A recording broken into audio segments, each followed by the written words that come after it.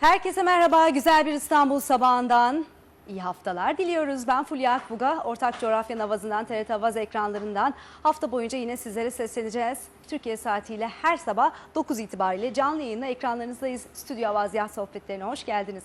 Dün maalesef Hakkari'den şehit haberleri geldi yine.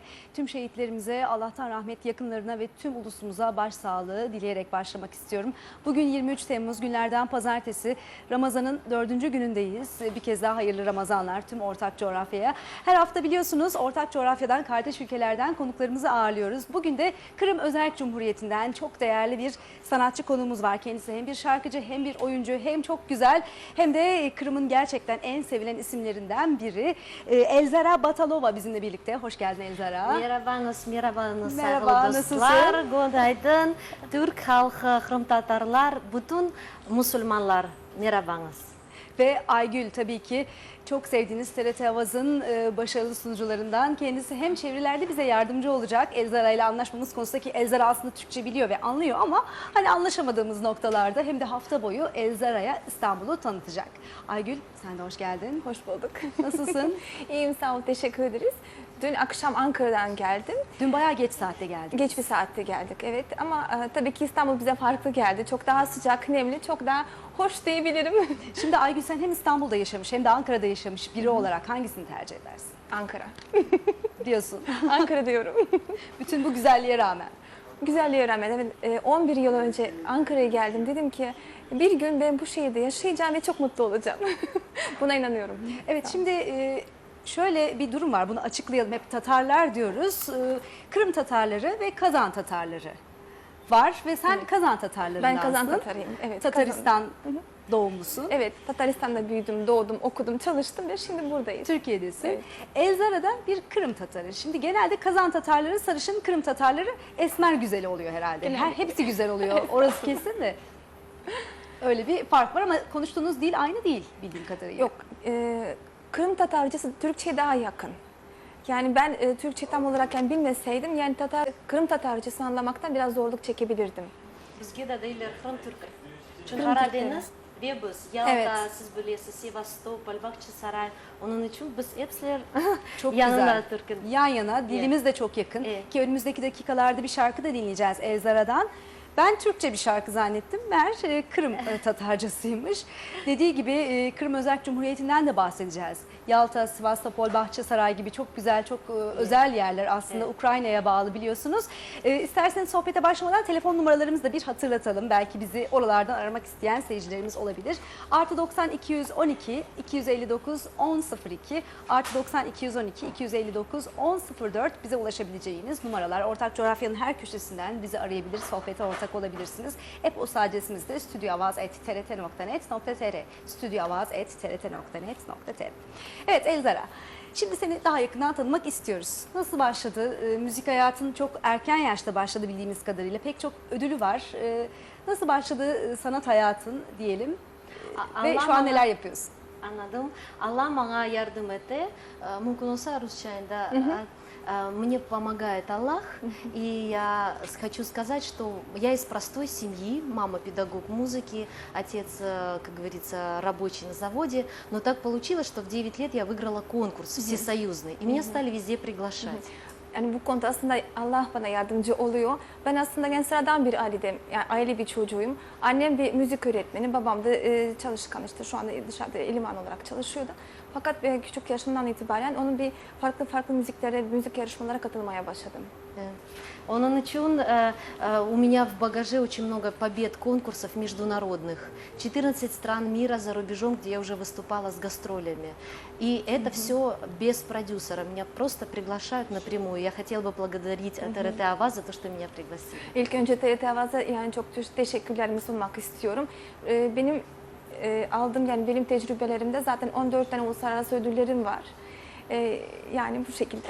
Oyunculuk ne zaman başladı? İlk başta şarkıcı olarak başlamış herhalde değil mi? Когда сниматься первый раз? Кинематография, В 13 лет 13 yaşımdan itibaren. я выиграла конкурс, приезжали американцы из города Сейлома и забрали в Америку учиться в школу искусств на 3 месяца. 13 yaşımda bir uluslararası bir yarışmayı kazandım. Amerikalılar geldi Salem şehrinden. Onların ödülleri kazandım ve onlar beni Amerika'ya götürdü. Orada bir sinema okulundan bir oyunculuk eğitimini aldım. Harika. Musical West Side'ska история ve Çok Oklahoma. güzel. Ondan sonra başladılar beni davet etmeye в сериалы. Ha, dizilerde artık davet etmeye başladım. Главная роль в фильме «Татарский триптих» про хана Гирея. Ha, Girey Han hakkında büyük bir dizi, bir filmi beni başrol oyuncusu olarak davet ettiler. Orada oynadım. Но надо понимать, что нас мало в Крыму, ну, как бы нас на Украине в целом, крымских татар мало, поэтому роли, к сожалению, нам не так часто достаются, потому что у нас не славянская внешность, и, ну, вот, соответственно, вот, как бы, есть в этом такие нюансы. Хотелось бы Aslında сниматься yani больше. bu biraz hassas bir konu. Yani biz Ukrayna'da olduğumuz için bizim tiplerimiz zaten Slav tiplerimiz olmadığımız için böyle yani ön plandaki rollerimizi almak biraz zorluk çekiyoruz. Peki bu oyunculuk deneyimleri çağırdılar dediği Amerika'dan mı yoksa Ukrayna? В основном ты получала роли на Украине или в основном из Америки тебя приглашали? Первые это были американские, а Birincisi потом tabii ki Украина. Amerikalılar, Ondan sonra sonra Ukrayna. Украина. Şimdi мен Москвада oldum.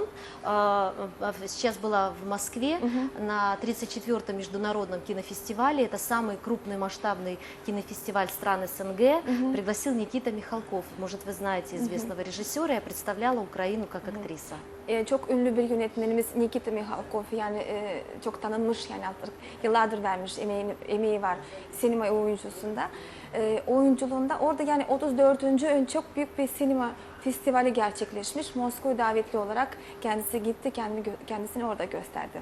Daha yeni oradan dönmüş. Но я уверена, что главные роли еще впереди, потому что я только в начале пути. Ben aslında yani bu yolun başında olduğuma inanıyorum ve inşallah yani çok büyük bir projeler, roller daha önde olduğumu düşünüyorum. Ama ne kadar güzel. İleride. Gerçekten şimdiden çok parlak bir kariyeri var.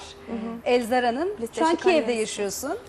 Киевде да яшайм, Хрымда да яшайм, Ахмеджит Кимбеле, bizde pek çok Türkler de келелер Хрымга ратланмага, onun için selam evlerge. Kim seviyor Kırım? Ben pek seviyorum Kırım'ı ama benim profesyonel şarkını Kiev'te. Kariyeri делать лучше, как говорится, с большой Aslında yani Украины. tabii ki yani kariyer yapmak için en uygun olan yer Kiev, çünkü Ukrayna'nın başkenti. Fakat tabii ki yani bizim ana vatanım, toprağım işte bizim Kırım'da. Ben orada da yaşıyorum, Kiev'de de yaşıyorum. Ну, хотелось бы жить и в Стамбуле. Tabii ki İstanbul'da da yaşamak isterim. Belki bir dönemde İstanbul'a Ben küçük gelirsin. ama her yerde olmak isteyim. Ha, ben küçüğüm ama her yerde olmak isterim diyor. Küçük olduğuna bakmayın. Elzara'nın 13 yaşında bir oğlu mu kızı mı? Oğlum, Oğlu var, maşallah. Giray, o Giray ismi. Giray'a da buradan selamlarımızı gönderiyoruz. Bu benim, это моя жизнь, O это benim мой hayatım. стимул жизни, O benim motivasyonum. да. Но в личной жизни на сегодняшний день я сама. К сожалению, это минус нашей профессии. Ha, özel hayatımda yani ne yazık ki ben yalnızım, çünkü bu benim işimin kariyerimin bir eksikliği. Şimdi tamam, özel hayat ayrı ama iş Özelliği. hayatında dediğimiz gibi oldukça başarılı. Küçük yaştan itibaren hem bir müzik kariyeri var hem bir sinema kariyeri. Ukrayna'da peki nasıl, sinema sektörü iyi bir durumda mı? Genel dünya sineması Какой açısından стадии сейчас bakıldığında. кинематография Украины? На плохой, потому что нет достойного финансирования. Ha, yani yatırım yapacak insanlar çok az olduğu için şu anda mevcut durum biraz daha düşük. При том, что у нас хорошие режиссеры и актеры, но очень сильно давлеет российский кинематограф на украинский рынок. Bizim aslında yani çok iyi oyuncular da var, yönetmenler de var, fakat yatırımlardan dolayı bir de büyük bir baskıdan, yani Rusya tarafından bir baskıdan dolayı biz yani Ukrayna olarak çok fazla yani yukarı kalkamıyoruz. Эстрадный шоу-бизнес вокальный намного более развит, чем киномир. Ha, vokal yani ses daha çok, yani müzik alanı daha çok, Müzik alanında çok müzik gerçekten alanında başarılılar. çok daha И başarılıyız. гонорары актеров намного меньше, чем певцов. Ha, oyuncuların aslında yani maaşları daha düşük, yani şarkıcılara Öyle bakılırsa. mi? Sizde de öyle. Bilmiyorum, çok kazanan da var, az kazanan da var. Ama tabii bizde biliyorsun dizi sektörü çok gelişmiş durumda. Сериалы очень продвинуты сейчас здесь, очень развиты. Ukrayna'da Bizde daha rejisör farklı. albahalar. Belki teklifler gelebilir, bilmiyorum. Çok fazla dizi var. Bilmiyorum, sen takip edebiliyor musun Türk sinemasını ya da dizilerini ama. Ты наблюдаешь за нашими местными сериалами турецкими? Я была в детстве влюблена в сериal Королек Птичка Pevчая. Küçükken Çalı Kuşu tabii ki Feride. Evet, Çalı Kuşu'nu çok dizisine biliyorlardı. aşıktım aslında. Azerbaycan'da da çok gösterilmiş ve bizim bütün kardeş ülkelerde böyle gelenler mutlaka söylüyor bir Çalı Kuşu vardı diye. Да. Поэтому то, что я смотрю, это в интернете. Yani bir şey izleyebilirsem ancak internet ortamında izleyebiliyorum. Evet, şimdi galiba dışarıda yağmur mu başladı? Hafiften su sesleri geliyor. Bugün o her zamanki sıcak hava yok. Birazcık daha esinti var İstanbul'da. Ve Ramazan ayını yaşıyoruz. Önümüzdeki dakikalarda Ramazan'la ilgili bağlantılarımız da olacak ama şimdi eğer hazırsa görüntülerimiz geçen seneye bir gidelim. Geçen sene Arnavutluk'tan gelen yine çok değerli bir şarkıcı konuğumuz vardı. Anyeza, Arnavutluğun Eurovizyon'da oldukça iyi bir dereceyle Arnavutluğu temsil eden şarkıcı Anyeza'yı Nertil'e gezdirmişti. Geçen sene Alaçatı'ya uzanıyoruz. Ardından Stüdyo Avazya sohbetlerinde sohbetimiz devam ediyor.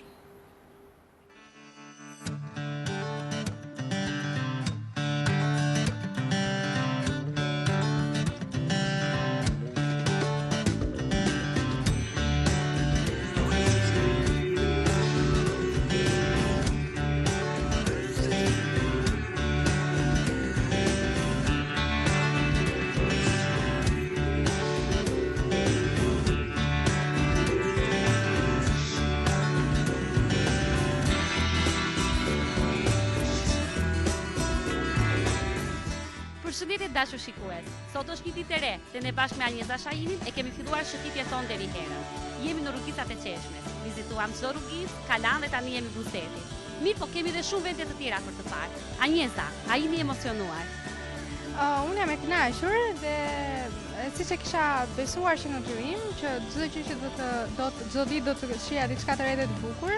Sot është te kjo ditë unë po shoh diçka më tepër dhe Qeshme që mezi e prisja që ta shikoja, më surprizoi, shumë e bukur si vend, është shumë tipik një vend turistik. Shpresoj që të shohim gjëra të tjera si Kalaja dhe që kemi bërë në plan të shohim bashkë me juve. Atëherë, mos u ndani dhe ta ndishëtitjen tonë.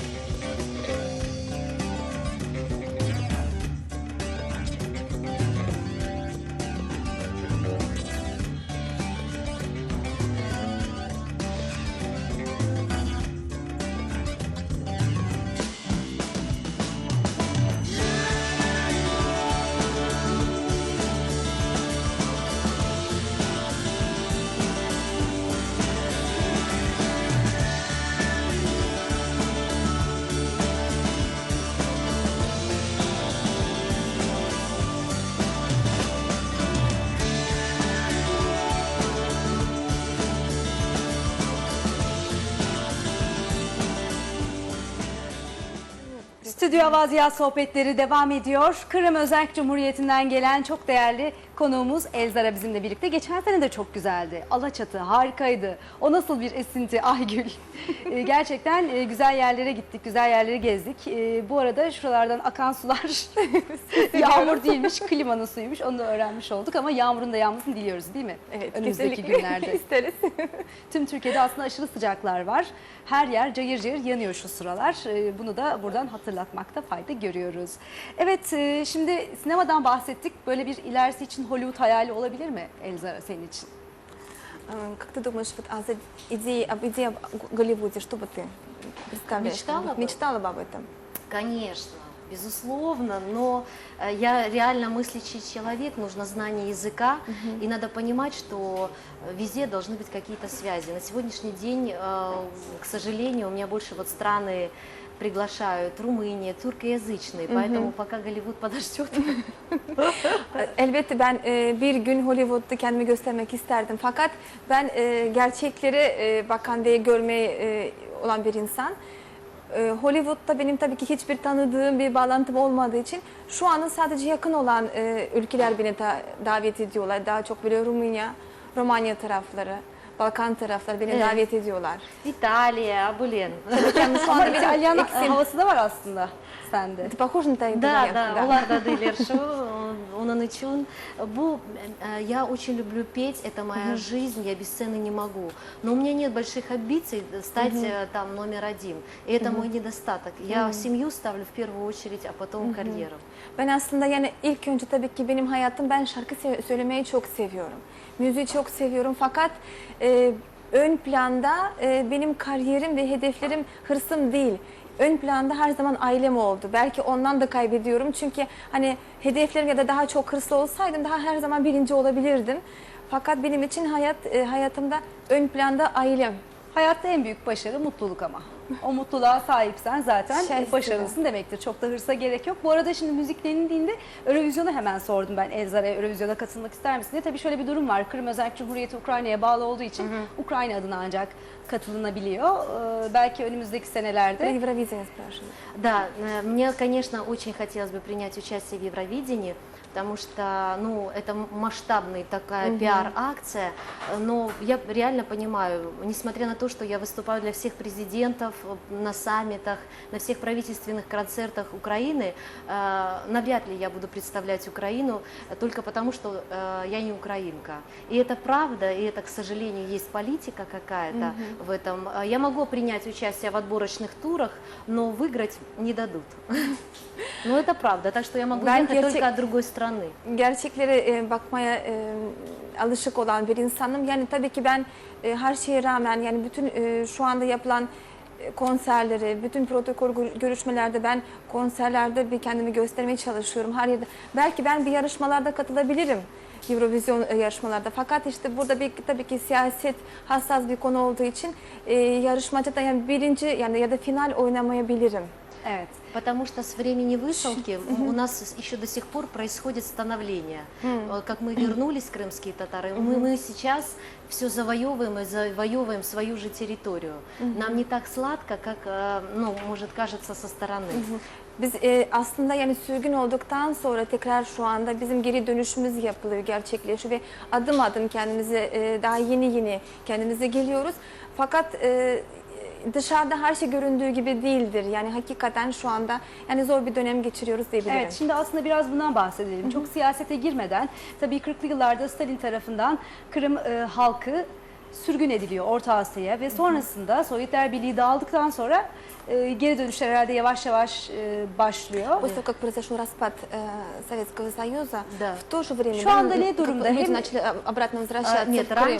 раньше, это было 50 лет назад, издали указ, и мои бабушка и дедушка одни из первых, кто вернулись, поэтому застали все тягости.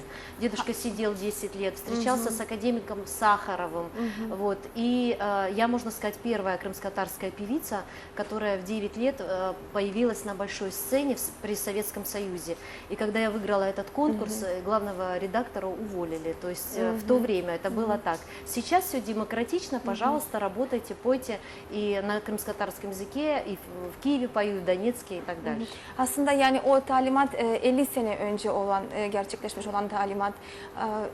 Benim ailem ilk yani geri dönüş yapanlardan biz yani ve ben o zaman yani Kırım Tatarı olarak birinci yani böyle bir ilk adım atan ben oldum ve 9 yaşımdan itibaren o yarışmalara kazanmayı başardım. O yarışmayı ben kazandıktan sonra çok büyük bir uluslararası bir yarışmayı kazandıktan sonra oradaki yani yetkili olan yönetmeni tabii ki o zaman işten ettiler. Çünkü ben Tatarım, Kırım Tatarım. Yani aslında yani onun kazanmaması lazımdı. Evet, yani böyle Yani bir... o sürgünün etkisinden dolayı onu dile getirmek istiyor. Yani o sürgün etkisi devam ediyordu. Hala. Ama şimdi Şu yavaş anda yavaş. ne durumda peki? А Öyle bir сейчас ayrımcılık какая hala var ситуация mı? находится? Сейчас, я говорю, намного лучше. В Крыму появился канал крымско-татарский. Kırım'da yeni bir kanal açıldı zaten Kırım Tatarcası'nda. На Şu anda daha сегодняшний iyi день, durum. пожалуйста, любой телеканал, все открыто, только Şu anda делайте bütün kanallar репертуар. açıktır. Yani yeter ki siz bir kendinizi bir gösterin. И мало того, я еще имела возможность работать уже в правительстве, когда раньше об этом вообще не могло быть речи. Eskiden tabii ki ben hükümette çalışamıyordum ve hiç kimse çalışamıyordu ama şu anda böyle bir fırsatlar vardı ve kendisi çalıştı yani в Крымском правительстве, да? Да, в Верховной Раде Крыма Верховной Rade'de çalışmış kendisi. со спикером, спикер парламента, Meclis başkanı ile kendisi bizzat начальник управления, çalışmış. как сказать. Buradan Biraz Mustafa Kırımoğlu'nu da tabii ki selamlamak, anmak gerekir. То есть нужно Oradan здесь sevgilerimizi kendisine передать gönderiyoruz. привет Мустафа Бею. Ну, мне хотелось бы всем крымским татарам передать привет, конечно, и Мустафа Ага, и всем, кто проживает здесь, потому что я очень вас всех очень-очень люблю. Спасибо, что приглашаете. Была и в Анкаре, и в Стамбуле, и в Полатлы, пела для нашей диаспоры. Вот, поэтому всем большой привет. Aslında ben buradan bütün Kırım Tatarları selamlamak istiyorum. Herkese çok teşekkür ediyorum ve beni Kırım Tatar Derneği devamlı çağırıyor. Konserler veriyorum burada. Polatlı, Eskişehir, Ankara şehirlerinde ben konserler vermiştim. Bize tepeden Evet, bu suni arada yağmur evet. katkısı Ve devam bütün ediyor. Kırım Tatarları şu anda yani çok sevdiğimi belirtmek istiyor. Şimdi tabii Kırım Özerk Cumhuriyeti aynı zamanda çok da güzel bir bölge. Coğrafi açıdan da yıllar boyu pek çok devletin de aslında hep gözünü diktiği bir bölge olmuş. Bu güzelliğinden de kaynaklanıyor olabilir. Biraz bahseder misin? Nereleri görmek lazım? Geldiğimizde işte Sivastopol dedik, Yalta dedik, Akmescit. Sen biraz anlat bize. Geldiğimizde Kırım'a nereleri gezmemiz gerekiyor? Не Elzara. могла бы ты рассказать побольше о крымской местности, потому что многие правители всегда смотрели с пристальным наблюдением на ваш Крым с таким заинтересованным, Это правда. потому что это очень интересно. Это изюмина. Да, Это только вот, из-за знаете, как красоты все природы, цели. либо есть еще что-то. Если, допустим, мы приедем в Крым, что именно ты посоветовала бы посмотреть, какие места и почему? Ну, Крым – это жемчужина в мире, я бы так сказала, потому что там субтропический климат, вот в Ялте, это неимоверной красоты природа, ландшафты, и поэтому, ну, уже долгие годы идет борьба за этот Крым, к сожалению. Поэтому я не могу выделить какой-то город, они все по-своему прекрасны. Şimdi aslında hani Kırım dünyanın en güzel incisi dilerim çünkü hakikaten çok değişik yani güzelliği, doğasıyla, yeşilliğiyle ve dağlarıyla birlikte gerçekten bir uyum sağlıyor. Fakat tabii ki yani ben Geliniz. sadece siz Bunu oraya ya görmeyeceğiz. da başka bir şehre gidiniz diyemem çünkü onlar herkese ayrıca farklı bir güzellik taşıyor. Конечно, O yüzden herkes davetlidir, herkesi davet ediyoruz Kırım'a. инфраструктура туристическая в Турции намного развитее. Tabii ki yani Türkiye'deki turizm sektörü daha gelişmiş durumda şu anda Kırım'a Потому что kıyaslarsak. здесь люди, видно, как вам сказать, вкладывают душу, свое сердце, и многие наши крымчане, ну вообще вся Украина приезжает в Турцию отдыхать. Aslında yani bütün Ukrayna'daki insanlar, Ukraynalılar, herkes Türkiye'ye geliyor yani daha çok tatil yapmak için. Sanırım buradaki insanların yani ruhlarından dolayı, sevgilerinden dolayı ve herkes sadece ruh ve sevgi değil daha çok gönüllü de yatırım olarak yapıyorlar kendi ülkelerine. Evet, Türkiye'den de Kırım'a daha çok turistin gitmesini diliyoruz. Sohbetimiz devam edecek. Şimdi hattımızda bu kadar çok Kırım'dan bahsetmişken Kırım'dan bir konuğumuz var. Kırım Haber Ajansı Genel Müdürü İsmet Yüksel bizimle birlikte. Merhaba Sayın Yüksel. Merhaba Bülent. Hoş geldiniz yayınımıza. Teşekkürler. İyi yayınlar. Neler söylemek istersiniz? Kırım Türkiye ilişkileriyle ilgili olarak ve Kırım Özerk Cumhuriyeti'nin şu anki durumuyla ilgili yaşanan yeni gelişmeler, hükümette temsille ilgili olabilir. Kırım Haber Ajansı Genel Müdürü olarak neler paylaşacaksınız bizimle? Biliyorsunuz Kırım Tatarları 18 Mayıs 1944 günden sonra 70 yıl aradan sonra vatandaşı Kırım'a geri döndü.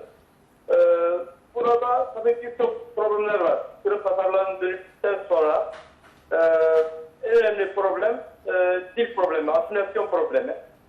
Milli eğitim problemi had safhada. Kırım Tatarları burada bildiğiniz gibi %12-13 oranına sahip. Çoğunluğu Ruslar oluşturmakta. Bizim çocuklarımızın, Kırım Tatar çocuklarının yaklaşık olarak %90'ı karışık okullarda okumakta. Bu en önemli problem dil problemi. Bunun yanında tabii ki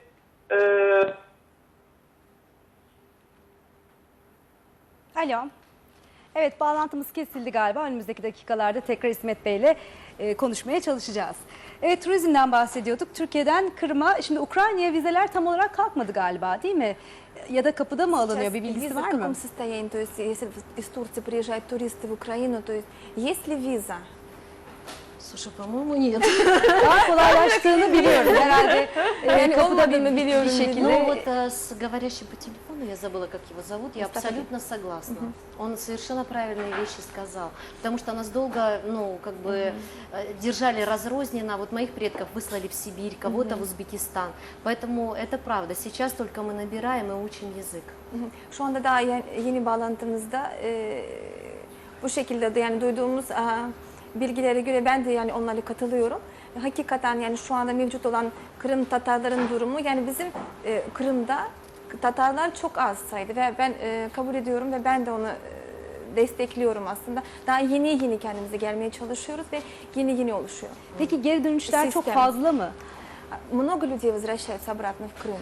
Да, много, но многие уже осели вот в Турции, уже вот как бы приезжаю, они знают язык идеально, они знают крымско-татарские, ну вот народные песни идеально, но они уже не планируют возвращаться в Крым, вот, потому что не созданы условия, потому что никто не ждет, к сожалению, не выдают жилье, не предоставляют работу, поэтому это обоснованно, и я их понимаю, не осуждаю. Tabii ki yani dönen insanların sayısı var fakat çoğu insanlar yani gittiği yerlerde orada kendilerine göre bir düzen kurmuşlar. Doğru. Özellikle ben Türkiye'ye geldiğimde buradaki Tatar derneklerine bakıyorum. Buradaki insanlar artık yani Türkiye'ye yerleşmiş fakat dil bilgileri çok yani süper performansları muhteşem, hiç kimse dilini unutmadı. Tabii ki yani bizim tekrar Kırım'ımıza dönmek için ona göre şartlar sağlamamız gerekir. Kırım'da yani bizim yani o Tatarları bekleyecekler, onlara göre bir ev verecekler. Bununla Yani- ilgili şimdi telefon bağlantımız tekrar hazırmış. İsterseniz İsmet Bey'in de görüşlerini soralım. İsmet Bey tekrar merhaba. telefon kesildi. Evet, hat düştü. Şimdi kaldığımız yerden devam edelim. Hem Kırım-Türkiye ilişkilerinden bahsedelim hem de geri dönüşlerden söz ediyorduk. Kırım'da tabii böyle bir politika izleniyor değil mi? Hani geri dönüşlerin artırılmasına yönelik ve dünyanın neresinde daha çok yaşıyorlar şu anda Kırım Tatarları? Şimdi geri dönüş olarak tabii ki sürgünden özellikle Özbekistan'dan dönüşler var ama eskisi gibi değil. Şu anda seyrekleşti. Çünkü Kırım'da ev problemi, toprak problemleri had safhada. Dönen insanların İslam problemleri var. Nereye yerleştikleri hala da 21. yüzyılda Topova kampları gibi yurtlarda insanlar kalıyor. Yani nasıl izah edilmezse, yani 15 metrekare bir odada bir koridor düşünün, 40 tane bu şekilde odalar düşünün. Tuvalette tek, banyo tek, böyle bir ortamda yaşayan insanlar var hala da Kırım Tatarlarında. Tabii ki dünyanın değişik yerlerinde Kırım Tatarları var. Özellikle Türkiye'de çok fazla Kırım Tatar yaşıyor. Kırım Tatarlarının Türkiye'den dernekler vasıtasıyla bayağı bir desteği var. Özellikle burada Türkiye Cumhuriyeti'ne teşekkür etmek lazım. Türkiye Cumhuriyeti'nin desteği gerek maddi olsun, gerek manevi desteği olsun her zaman devam etmekte. Ve buradaki Kırım Tatarların da bunu kendilerine bir Türkiye güç olarak görmekte, bir manevi bir güç olarak görmekte. Burada hangi bir Kırım Tatar konusunda konuşun, Türkiye'deki bu hükümet yetkililerine bir minnettarlar, bir teşekkür borçlular. Evet. Evet. Biz de kendilerine Kırım Özerk Cumhuriyeti'nden bizi izleyen kardeşlerimize buradan sevgilerimizi gönderiyoruz. Çok teşekkür ediyoruz katıldığınız için İsmet Bey. Ben teşekkür ederim. İyi günler, hoşçakalın. Evet Elzara, şimdi Türkiye'ye bu ilk gelişin değil senin. Daha önce nerelere geldin? То есть ты уже не первый раз Да, здесь, да. в Турции. Да. Куда ты приезжал? Всё поняла. Какие города посетила? В Истамбуле я выступала 3 раза для нашей диаспоры крымско-татарской, в Анкаре и в Полатла. Но я надеюсь, что есть еще Эскишехир, еще много прекрасных городов. Вот и, конечно, хотелось бы, пользуясь возможностью, если нас смотрят режиссеры, принять здесь участие в каком-нибудь фильме или в каком-то проекте, потому что я слышала, здесь будет проект как Евровидение Восточное. Вот я с удовольствием откликнулась бы и приняла участие. Aslında yani ben 3 kez İstanbul'da konser verdim. Ankara'da ve Polatlı'da konserler verdim. Kırım Tatar Derneği'nin tarafından davet edildi kendisi. Fakat yakında, en yakın zamanda ben Avrasya Yıldızı büyük bir proje gerçekleşeceğini duydum.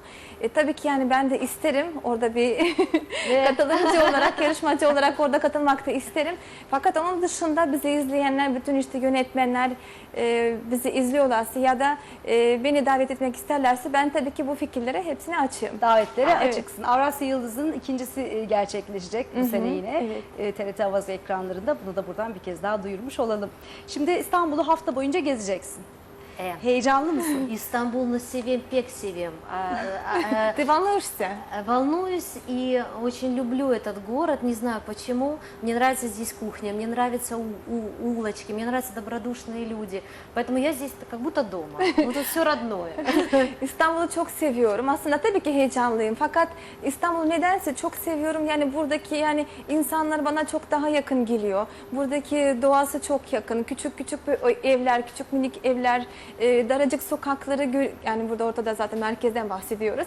Onları çok seviyorum. Yani sanki ben kendi evimde gibi böyle rahat bir ortamdayım. И Дубай мне сейчас полюбились. Да, Я Дубай была да çok seviyorum. в декабре с концертом, и они тоже очень горячо принимали. Были и зрители из Ирана, и местные жители, поэтому вот люблю сейчас эти города. Yani Очень. iki böyle büyük şehri çok sevdim diyebilirim. Özellikle ikincisi Aralık'ta ben Dubai'de konser verdim geçen Aralık'ta ve o şehri de çok sevdim. Orada sadece Dubai'den değil de en yakın ülkelerden İran gibi katılımcı seyirciler de vardı. Orayı da çok sevdim. Şimdi en son bir konserden geldi bildiğim kadarıyla Elzara. Neredeydi o konser? Ақырында екі концерт oldu. Şimdi Евпатория, Баргузели шehir. Şimdi bizde pek çok turistler bütün со всего мира. Ha, bütün dünyadan turistler geliyorlar şu anda И Kırım'da. я пою им песни на крымско-татарском, на английском, на украинском, на турецком, на французском языках. Her dilde yani şarkı söylemeye çalışıyorum onlar için. Yani Kırımcı, Kırım Tatarcısı, Türkçe, İngilizce, Fransızca. Yani o şarkıları seslendirmeye için özellikle turistler geliyor. Evet, şimdi Есть elinde много авторских песен, я прошу прощения, но есть песни, конечно, и мировые хиты, которые я пою по-своему. Tabii ki yani özel şarkılar da söylüyoruz fakat buna rağmen tabii ki biz uluslararası standartta, uluslararası şarkılarımızı biz de söylüyoruz. elimdeki notlarda şöyle yazıyor. Rusça, Ukraynaca, Kırım Tatarcası, İngilizce, Fransızca, İtalyanca dillerinde şarkılar söylüyor Elzara. Ve tarzı aslında çok farklı değil mi Aygül? А У вас очень- менің бұл Крым-татар. Когда я пою на татарском языке, на родном, я не думаю пою, оно вот в крови, вот оно идет от души. Yani tabii ki yani ben kendi öz dilimde Kırım Tatarcasında söylerken tabii ki ben onu kalbimden söylüyorum çünkü yani artık düşünmüyorum. Sözcüklerin hepsini biliyorum ve onu gönlümden söylüyorum seyircilere. Biraz böyle Hint ezgilerini çağrıştıran da bir tarzı var. Öyle değil mi? У вас есть такая смесь интересная, которая, да, она очень похожа, может быть, даже индийские мотивы у вас есть. У вас очень необычный стиль. Мы вообще перемешаны очень сильно в Крыму. Там были и греки, и итальянцы, турки. Индусы были? Индусов, по-моему, не было. Поэтому у нас есть все. Aslında yani biz Kırım çok karışık bir bölge. Yani herkes vardır orada. Hani İngilizler de var, Fransızlar da var. Yani sordum, dedim ki Hindular da var mıydı? Yok, Hindular yok. O kadar değil. Şimdi akapella bir şey alalım mı canlı?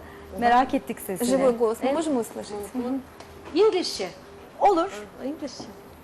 Açık zannedersen Açık. mikrofon. Sesini bir duyalım Elzara'nın.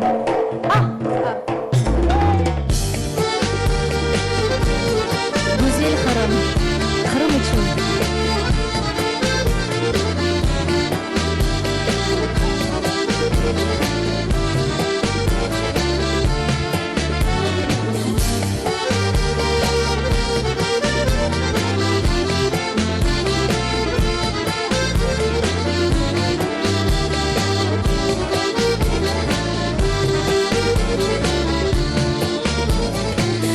Aluştadan esken yele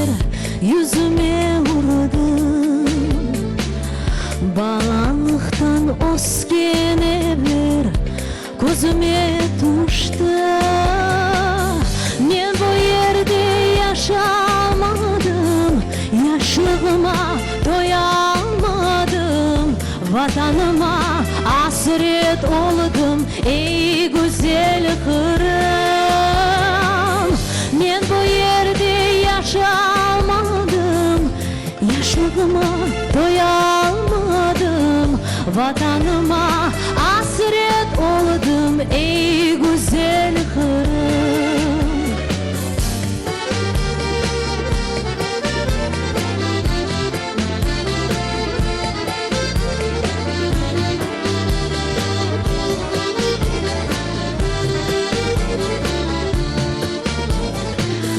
Bahçelerin meyveleri bal ile şerbet, sularını içe içe doyalmadım ben. Men bu yerde yaşamadım, yaşlığıma doyalmadım.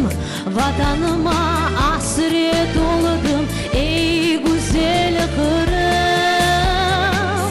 Men bu yerde yaşamadım, yaşlığıma doyamadım. Vatanıma hasret oldum ey güzel Kırım.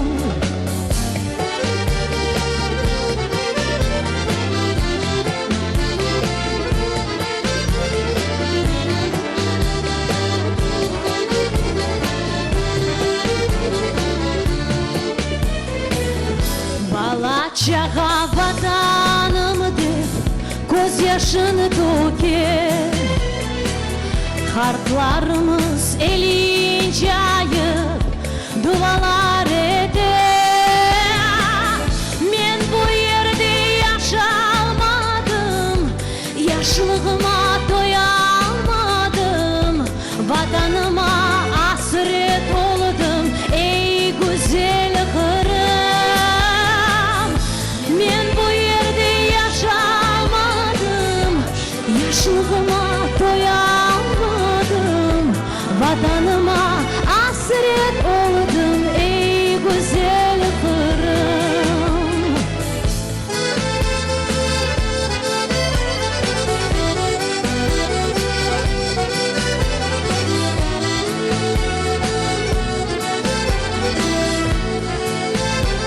Vatan bizimdir. Güzel Kırım. Bravo. Gerçekten çok güzel. Kırım'ın özgürlük şarkısı herhalde bu, değil mi? Biraz da bizim memleketim Gimn Turция. şarkısını andırıyor. Это песня, rожденная в высылке. Ha, bu şarkı aslında yani sürgünde bir beste olarak yani Когда ortaya люди çıktı. скучали за родиной. Topraklarından uzak olduğu zaman. Моих предков выслали в Сибирь. Ha, benim aslında yani dedelerimi Sibirya'ya kadar gönderdiler. Из вагона выкинули просто в снег, в лед, без еды, без ничего. И поэтому было очень много смертей, ну, трагедия. Это серьезная трагедия, которая на сегодняшний день откликается, и она будет долго в памяти, как говорится. Yani çok yani trajik olaylar tabii ki yaşandı o zaman. Yani vagondan aslında yani dışarıda yani çok buzlu havalarda yani dışarıda tek Maalesef. başına bırakıldı insanlar. Tabii ki bunlar çok çabuk unutulmayan olaylar, anlar. Tabii ki onlar insanların kalbinde daha çok uzun zaman kalacak. Peki bunların dünyada daha çok duyurulması için faaliyetler hızlanmış durumda mı Kırım'da? Что-нибудь делать, чтобы об этом вот Да. во всем мире это было известно. Мы говорим, и постоянно в Крыму проходят какие-то акции памяти, но вот мы благодарны Турции, потому что Турция очень активно вспоминает и помогает крымчанам, крымским татарам. Но в целом, к сожалению, этого недостаточно. Нужна мощная поддержка, да, такая мощная акция. Нужно снять серьезный художественный фильм. Вот этого, к sожалению, пока нет. Tabii Ne ki yani знаю bizi почему. yani ilk önce biz Türkiye bizi destekliyor. Fakat tabii ki biz söylüyoruz böyle bir hatıra günlerimiz oluyor. Tabii ki bunlar yeterli değil çünkü böyle bir büyük bir desteğe ihtiyacımız yok. Onlar yani aslında daha çok büyük desteğe ihtiyacımız olacaktı. Gerçekten öyle. У нас такая грустная получилась программа. Hem biraz üzgün bir programımız ortaya çıktı. Her dilden konuşuyoruz. Birazdan İngilizce şarkı da dinleyeceğiz. Если мы не будем говорить об этом, кто будет Aslında говорить? yani да? biz bunları söylemezsek kimse bunları söylemez çünkü onları biz yaşadık. Kesinlikle öyle. Çok büyük acılar yaşandı. Çok büyük, senin de söylediğin gibi trajediler yaşandı. Kırım Özerk Cumhuriyeti'nde. Bunların belki de açılıp okunması lazım, araştırılması lazım ve dünyaya da daha fazla duyurulması lazım. Bu lobicilik faaliyetlerini bazı milletler çok güzel beceriyorlar. Bizim de belki birlik olup Türk dünyası olarak el ele vererek bütün bu sorunları konuşmamız ve dünyaya da anlatmamız gerekiyor. Evet, şimdi telefon hattımızda bir konuğumuz daha var. Bu kez Diyanet İşleri Başkanlığı Din Hizmetleri Genel Müdürünü ağırlıyoruz. Doktor Yaşar Yiğit bizimle birlikte. Sayın Yiğit, merhaba, günaydın. Hoş geldiniz yayınımıza. Sesinizi alamıyorum şu anda. Sayın Yiğit, tekrar merhaba. Evet, hayırlı Ramazanlar diliyoruz bir kez daha tüm ortak coğrafyaya. Hem Ramazan mesajınızı alalım. Ramazan nasıl geçiyor? Neler yapılmasını tavsiye edersiniz? Nasıl ibadet edilmesini İslam alemine? Hem de bunun dışında sizin Diyanet İşleri Başkanlığı olarak ne gibi faaliyetleriniz olacak önümüzdeki günlerde kısaca alalım.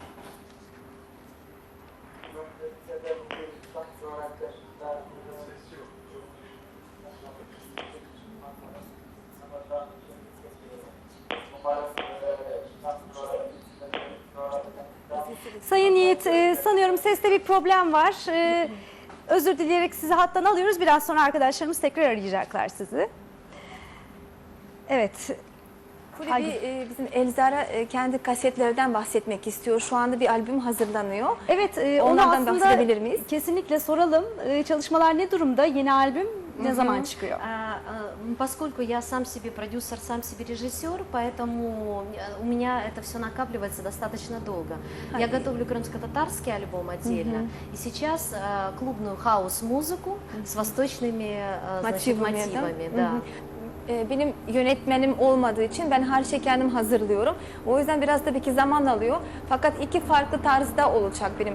Hem Kırım Tatar halk şarkıları ile birlikte bir de farklı bir pop tarzıyla olacak.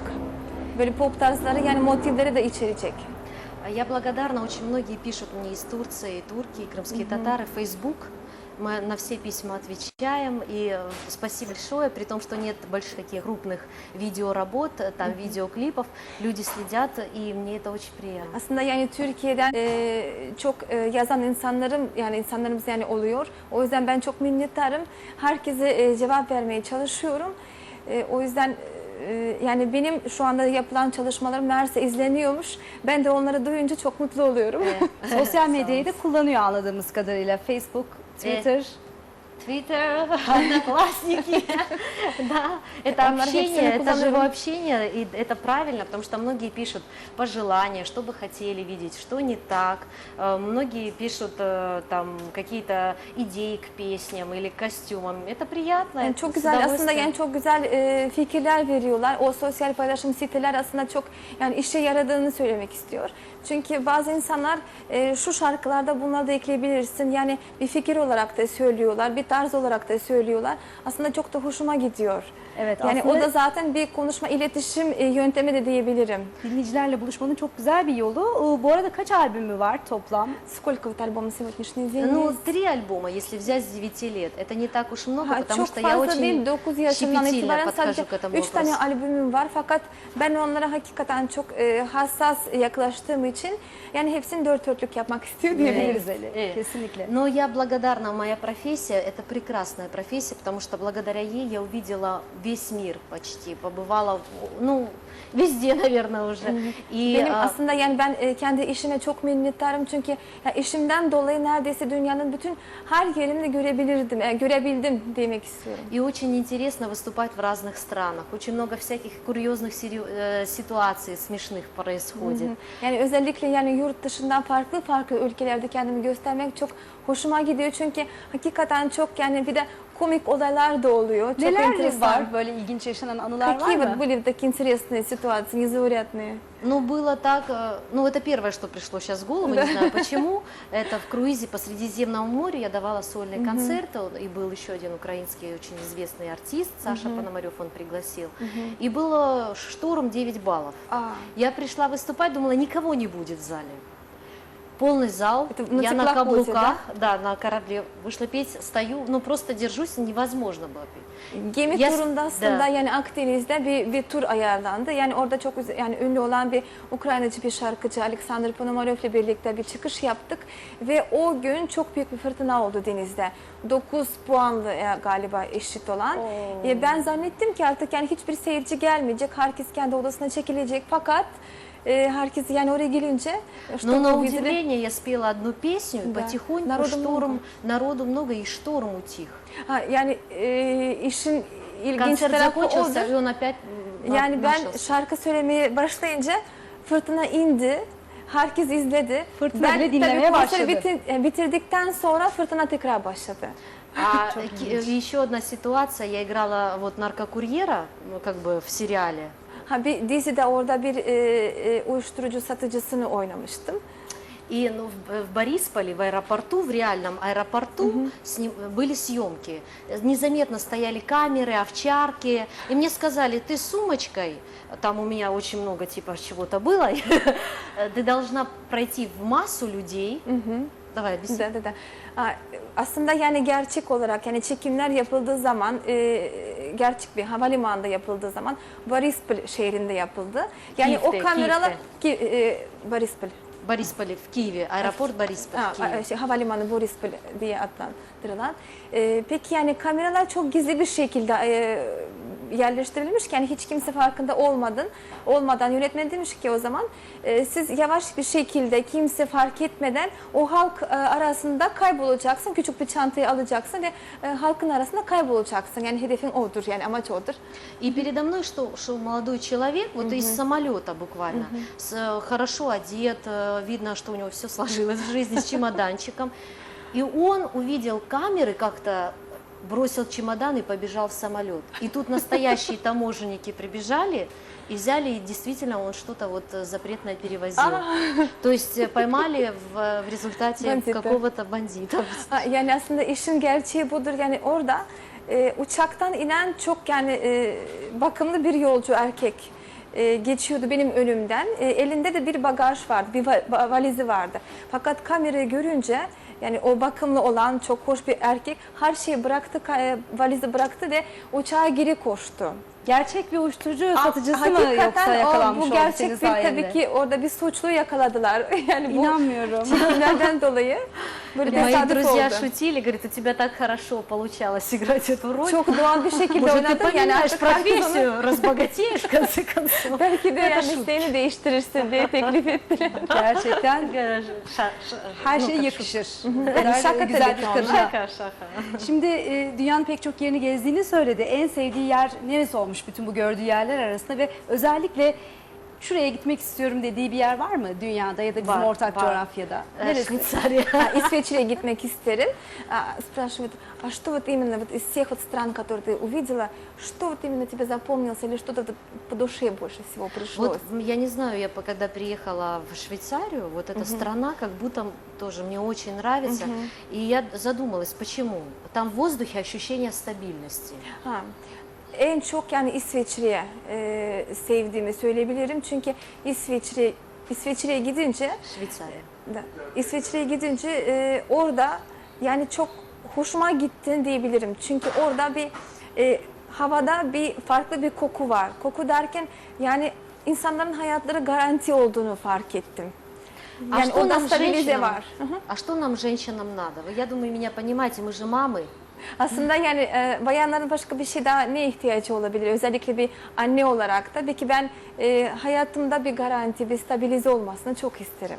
Evet. Потому что в нашей стране ну, достаточно сложно, не знаю, что будет завтра.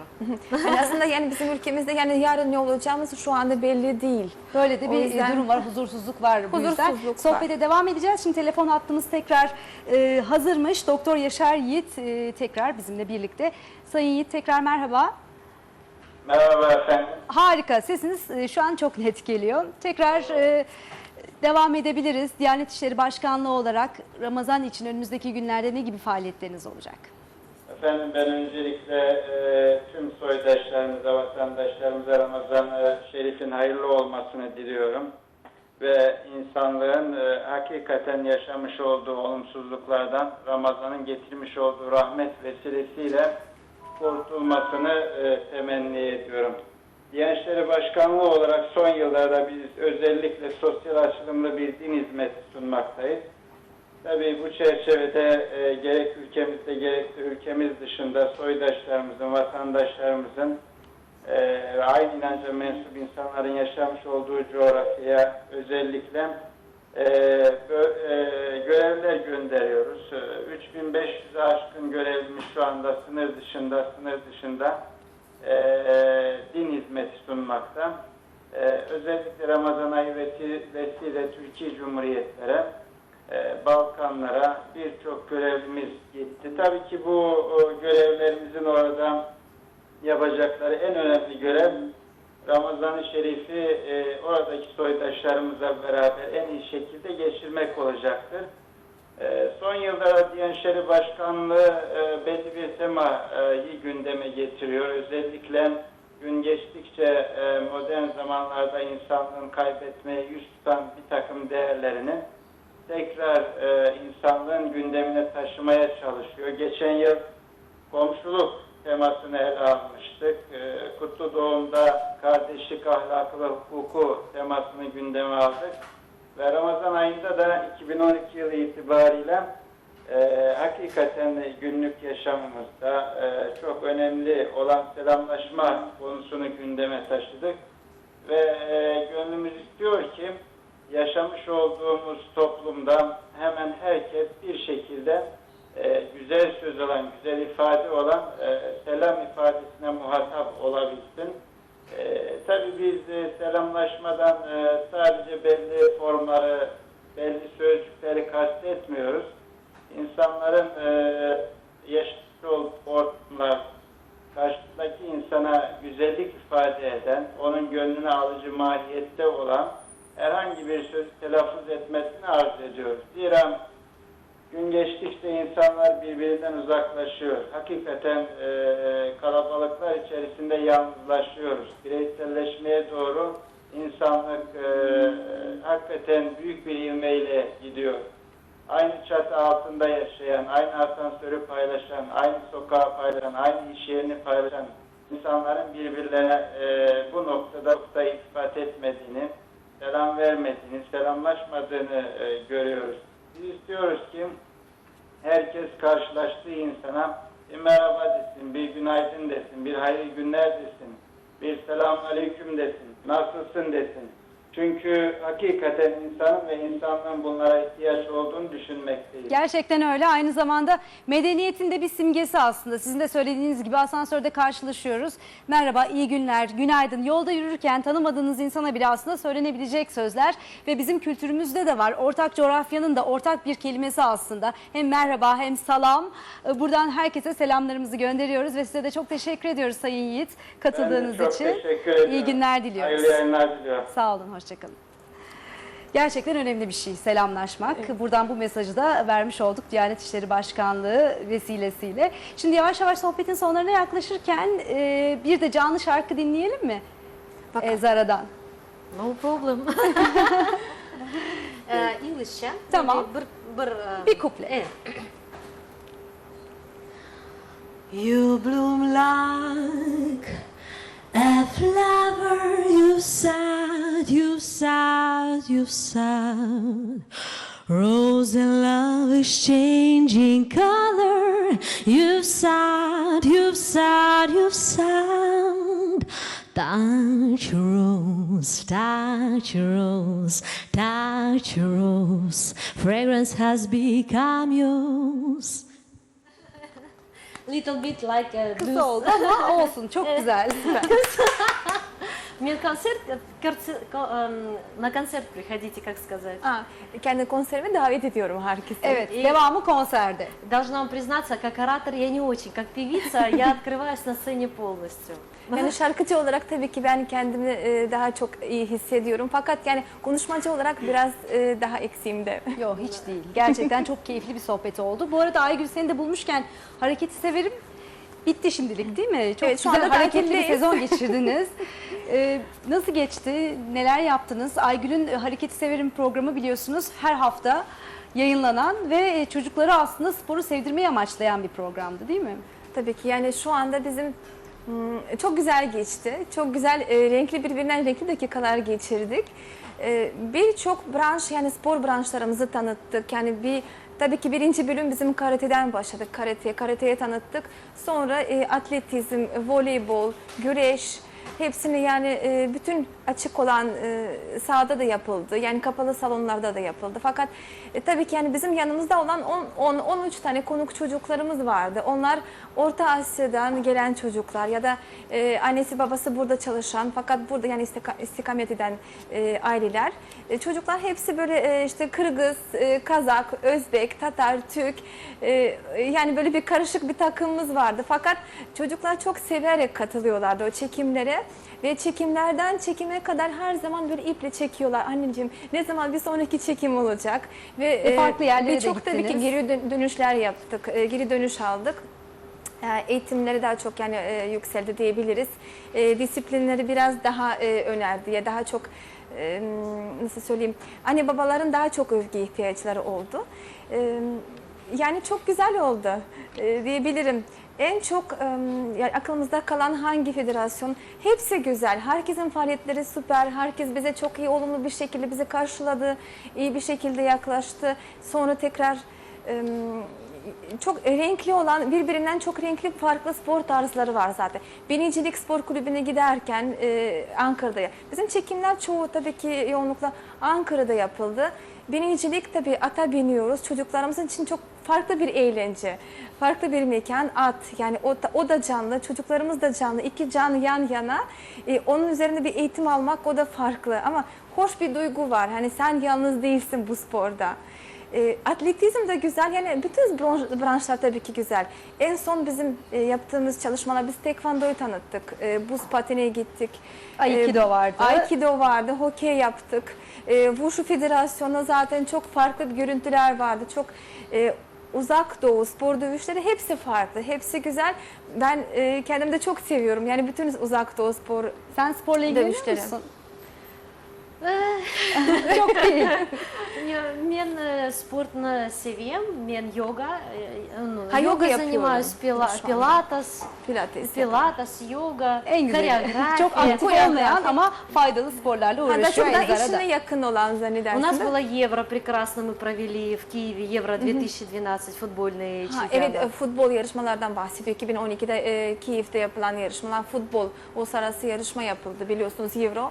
Была в Казани я, кстати, когда выступала, и там был куреж на поясах. Вот это куреж, правильно? Да, наша Такое национальная было, борьба. Да, национальная борьба. И такие крепкие ребята, шикарно было просто. И потом мы давали концерт. Tabii после. kendi memleketimi de söylemek istiyorum. Yani o zaman Kazan'a gidince ziyaret etti. Oradaki bizim milli güreşimizi de gördü.